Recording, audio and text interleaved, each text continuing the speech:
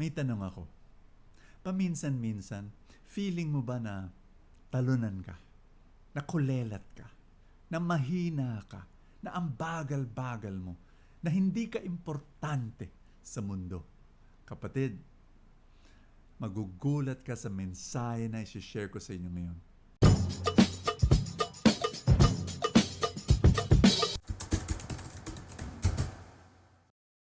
Sa pamamagitan ng isang napakagandang kwento, isa sa mga paborito kong kwento to. Minsan may isang farmer, nagbebenta ng mga tuta. Tapos, isang umaga, may isang maliit na bata, sumisilip-silip sa bakuran, sa fence ng farmer na yon. Tapos sinabi niya, Manong, pwede po bang bumili ng isang tuta? lumabas yung farmer. Nakita niya yung bata. Tapos sinabi niya, naku, mahal to ha. Mahal yung mga aso ko. So, siyempre, nalungkot yung maliit na bata. No, yumuko. Tapos, naghanap ng pera sa bulsa niya. Linabas niya. Sinabi niya, Manong, 50 centimos lang ang pera ko eh. Pwede ba, ito na yung bayad ko, makita ko lang yung mga tuta. ngumiti yung farmer. Sinabi niya, hindi mo ako kailangan bayaran para makita lang sila. So, pumito siya. Ayan, galing sa barn, lumabas yung nanay na aso. Paglabas-labas ng nanay na aso, sumunod yung 3 tuta na pag-cute, no? Sobra, hinahabol nila yung nanay nila. Kakatuwa. Kaya lang, may maririnig ka pang ingay galing sa barn. May susunod pa. Kaya lang nung lumabas, tuta nga siya. Pero alam mo, kulang ng isang paa. It was born without one leg. Hindi makatakbo. Hindi man makalakad. No? Parang nagko-crawl lang. No? So gumagapang lang yung aso. Lumaki yung mata ng bata nung nakita niya yung pang-apat na tuta na wala ngang isang paa.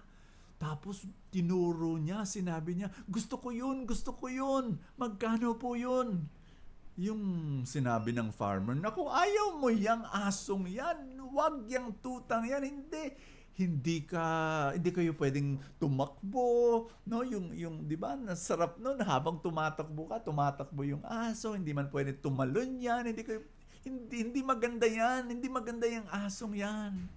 Alam mo yung bata, what he did, he took one step away from the fence, tapos tinaas niya yung kanyang pantalon para ipakita may leg braces pala siya, no? Tapos sinabi ng bata, Manong, ako rin naman hindi ako makalakad. Kaya yung tutang yan, kailangan niya ng isang kaibigan na makakaintindi sa kanya. Alam mo, nung nabasa ko yung kwentong yan, naalala ko yung ebanghelyo natin sa Luke chapter 14. Sinabi ni Jesus, ako isang pastol, iiwan ko yung 99 para hanapin yung nawawalang tupa. He will look for the one missing sheep. Alam nyo, ibang klase, no? Bakit ganun si Jesus? Ay nako, yung mundo natin, nakasentro yung mundo sa mga nagtatagumpay, sa mga mayayaman, sa mga malalakas, sa mga talented. Doon nakasentro yung mundo. Pero yung kingdom ni Jesus, yung kaharian ng Panginoon, nakasentro sa nawawala, sa mga mahihina, sa mga mahihirap. Sila yung sentro. Kasi sila dapat mahalin. Alam nyo kapatid, ito yung problema natin. Iniisip natin, tayo ang part of the 99. Hindi tayo nawawala. Aminin na natin. Ito naniniwala ako, wala tayong compassion para sa mga mahina, sa mga talunan, sa mga mahihirap. Alam ko bakit? Hindi natin tinataas yung pantalon natin. Ibig sabihin, hindi natin alam, tayo rin may kahinaan. Kaya parang ang higpit-higpit natin sa mga kahinaan ng mga tao, hindi natin nakikita ang sarili nating kahinaan. Buti ba yung batang yun? Alam niya. Alam niya yung kahinaan niya. Kayong nakita niya yung tuta, akin ka. May iintindihan kita. Kapatid, feeling kasi natin nasa taas tayo. Feeling natin wala tayong kahinaan. Kaya ang lupit-lupit natin sa mga may kahinaan, sa mga kapatid, inaanyayahan ka ng Panginoon ngayon to be more merciful. Can I pray for you? In the name of the Father, and of the Son, and of the Holy Spirit. Lord, bigyan mo kami ng mas malaking puso para meron kaming humility, para makita namin yung aming sariling kahinaan. Para sa ganun, magiging mas merciful kami sa mga taong may kahinaan. Lord, tulungan mo kami to become like you.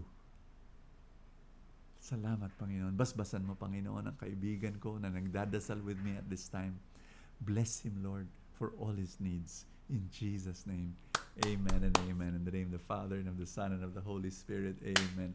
Maraming salamat sa lahat ng mga nagsumusuporta sa Full Tank. Maraming salamat. Kung pinapanood mo to through Facebook, merong button dyan nakalagay, Support Now, and you'll be able to support our ministries. Sa lahat ng mga nagpapadala ng stars, maraming salamat. Thank you so much rin sa mga taong pinapadala at sinishare yung video na to sa mga nangangailangan marinig ang mensahe ng Panginoon. God bless you, and I will see you tomorrow.